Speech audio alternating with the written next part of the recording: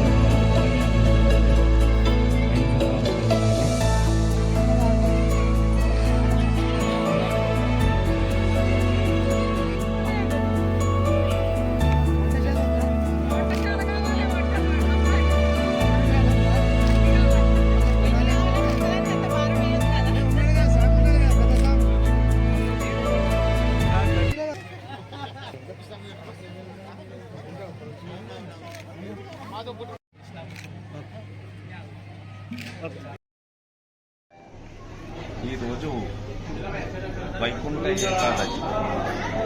వైకుంఠ ఏకాదశి అనే కాకుండా ముక్కోటి ఏకాదశి అని కూడా అంటారు. దానికి ఒక ప్రాముఖ్యత ఉంది. విష్ణుమూర్తి ఈరోజు దక్షిణాయనం నుండి ఉత్తరాయణంకు ప్రయాణం చేస్తున్నాడు.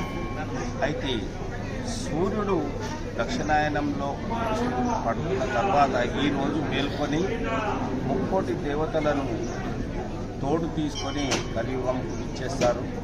అన్ని విష్ణు ఆలయాలలో విష్ణుమూర్తి ఉండి భక్తులకు దర్శనమిస్తాడు. ముక్కోటి భక్తులకు దర్శనమిస్తారు కాబట్టి దీన్ని ముక్కోటి ఏకాదశి అని కూడా అంటారు. అయితే ముఖ్యంగా ఉత్తర ద్వారం ద్వారానే దర్శనం ఎందుకు ఇవ్వాలి? మరి మామూలుగా తూర్పు ఆలయం తూర్పు ద్వారం నుండి కూడా ఇవ్వచ్చు కదా అని అనుకుంటే ఒక ప్రత్యేకమైన కారణం ఉంది. ఉత్తరం అంటే ఉష్టమైనది, ఉన్నతమైనది, గొప్పనైనది అన్నమాట. అయితే ఆ దిక్కు నుండి ఉండే ద్వారం ద్వారా స్వామివారిని దర్శించుకుంటే పాపాలన్నీ పటాపంచలై పునీతులవుతారని శాస్త్రం. దాన్ని ఆధారంగా చేసుకొని ఈరోజు ప్రజలందరూ అన్ని విష్ణు ఆలయాలలో ఉత్తర ద్వారం ద్వారా స్వామివారిని దర్శించుకొని పునీతులవుతారు. అదేవిధంగా ఈరోజు కూడా మన బాలాజీ నగర్లో ఉన్న శ్రీ వెంకటేశ్వర హరిహర క్షేత్రంలో కూడా ఆలయ కమిటీ వారు సకల ఏర్పాట్లు చేసి భక్తులకు ఉత్తర ద్వారం ద్వారా స్వామివారి దర్శనం కల్పించడానికి మొత్తం ఏర్పాట్లు చేశారు. భక్తులు కూడా అధిక సంఖ్యలో పాల్గొని ఈ కార్యక్రమాన్ని చేస్తున్నారు. ఈ మొత్తం ఏర్పాట్లు కానీ ఆలయంలో విద్యుత్ దీపాలంకరణ కానీ అన్నింటికీ మన ప్రియమైన నేత జగ్గారెడ్డి గారి తోడ్పాటు మాకు ఎంతో ఉంది.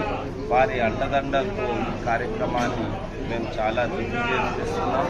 ఇక ముందు కూడా వారి సహకారంతో ఆలయాల్లో పూర్తి సహకారంతో మంచి మంచి కార్యక్రమాలు చేస్తామని ఆలయ కమిటీ వారు కోరుతున్నారు. అలాగే వారి జగ్గారెడ్డి గారి కుటుంబం ఆరోగ్యాలతో అష్టైశ్వర్యాలతో ఉండాలని ఆలయ కమిటీ వారు ఆ దేవదేవుడిని ప్రార్థిస్తున్నారు. ఓం నమో వెంకటేశ్వర. ఈరోజు చాలా పవిత్రమైన రోజు, వైకుంఠ ఏకాదశి. సంవత్సరంలో ఎన్నో ఏకాదశి వస్తాయి, కానీ మరి ఈ ఏకాదశి చాలా పవిత్రమైంది.